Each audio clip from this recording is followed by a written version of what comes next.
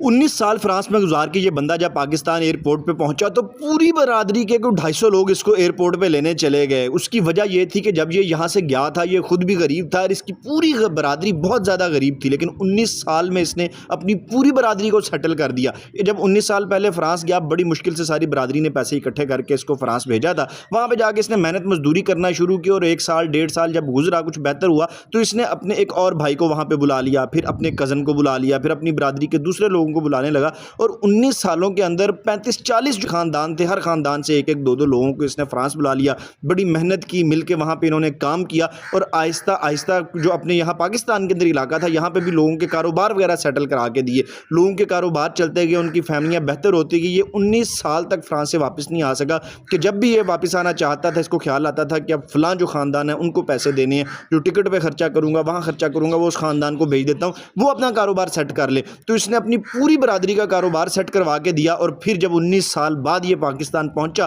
तो जलसे का समा बन गया। एयरपोर्ट के ऊपर 250 से ज़्यादा बरादरी के लोग इसको लेने पहुंचे और वहां खड़े होकर इसने तकरीर भी की। आपकी बरादरी में, आपके रिश्तेदारों में कोई ऐसा बंदा है जिसने बाकी लोगों को सेट किया हो?